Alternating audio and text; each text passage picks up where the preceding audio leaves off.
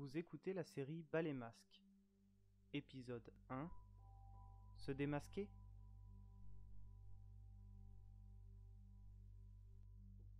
Ces fleurs sont fausses.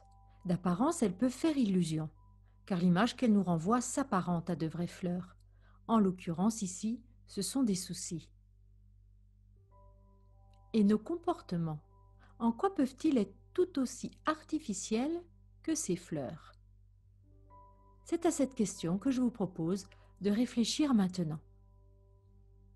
Aujourd'hui, et d'autant plus depuis la crise mondiale engendrée par la Covid-19, nous sommes nombreux à espérer l'émergence d'un nouveau monde. Nous rêvons de pouvoir réinventer notre façon d'interagir avec notre environnement, nous aspirons à plus d'amour et d'altruisme, et en même temps, nous sommes les experts des faux-semblants. Pour Brad Blanton, auteur de l'ouvrage L'honnêteté radicale, comment transformer sa vie en disant la vérité, nous passons nos vies à édulcorer ou taire nos pensées et nos émotions afin de nous protéger des autres ou pour protéger la qualité de nos relations. Selon lui, nous sommes donc habitués à mentir et cet artifice relationnel serait notre principale source de stress.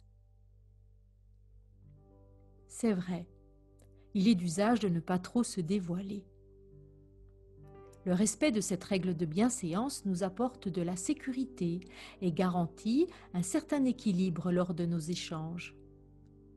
En même temps, cette conduite collective met en évidence une des principales caractéristiques de notre nature humaine. Nous sommes des êtres d'apparence et nous passons notre existence à vivre derrière nos masques.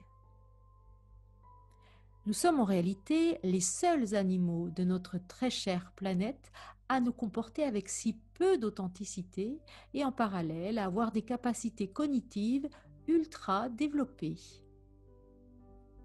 Conscience et apparence sont intimement liées.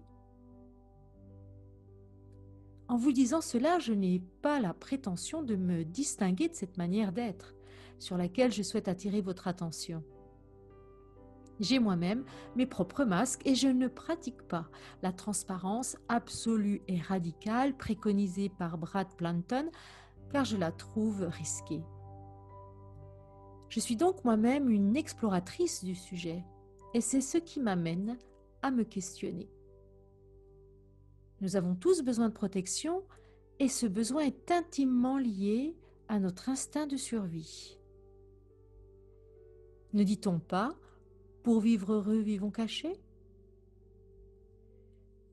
Nous avons tous des blessures plus ou moins anciennes et au plus profond de nous, bien cachées, peuvent se loger de la honte ou de la culpabilité.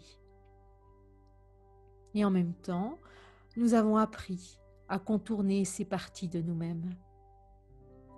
Les phrases du style « moi, peur, absolument pas » ou « stressé, moi, jamais » peuvent être des indicateurs de tout ce que nous ne voulons pas admettre à l'intérieur de nous et que nous nous refusons de montrer à l'extérieur. Surtout, rester derrière son armure. Et cependant, si nous pouvions imaginer nous démasquer, ne serions-nous pas tous plus détendus, plus vrais et donc plus heureux? À force de vouloir sauver la face, notre ego aux commandes, ne nous sommes-nous pas éloignés de notre don d'amour et de notre désir d'une vie harmonieuse avec nos semblables? Vous êtes-vous déjà demandé que serait votre vie si vous osiez plus facilement faire tomber vos masques en parlant de vos fragilités du moment et de vos épreuves du passé, par exemple? Si nous nous permettions de mettre plus souvent des mots sur nos ressentis tourmentés, ne serions-nous pas plus indulgents les uns envers les autres face à certaines réactions individuelles? Ne serions-nous pas moins enclins au jugement et à la critique en comprenant d'où viennent certains de nos comportements? J'ai démarré ma vie active en exerçant le métier d'assistante sociale. J'ai donc été formée à la relation d'aide dont l'empathie constitue un des principaux savoir-faire professionnels. Aptitude innée, l'empathie est également une compétence professionnelle qui demeure à la base notamment de toutes les professions de l'accompagnement. On peut donc apprendre à la développer. Il s'agit avant tout de savoir accueillir ce qui nous est dit en neutralisant nos réflexes de jugement et d'interprétation. J'ai pu constater combien le fait d'entendre certains parcours de vie m'amenait à pouvoir facilement dépasser mes jugements moraux et changer mon regard face à des comportements qui pouvaient toutefois s'avérer répréhensibles.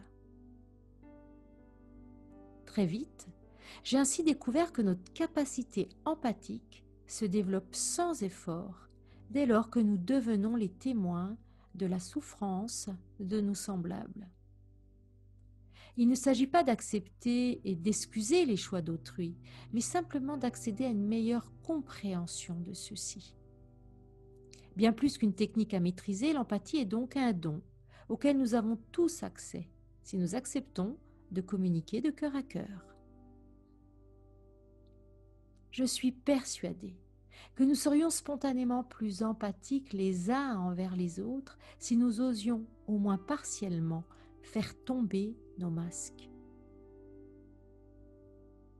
Et si nous inversions la tendance en faisant ce pari fou de partager plus ouvertement nos fragilités passagères, nos doutes qui peuvent être particulièrement prégnants en ce moment, ou bien encore nos blessures du passé? Ne pourrions-nous pas nous témoigner plus facilement de la bienveillance et nous donner plus d'affection si nous pouvions un peu plus imaginer ce qui nous engendre de l'anxiété et pourquoi pas également ce que nous avons traversé les uns et les autres depuis notre plus tendre enfance?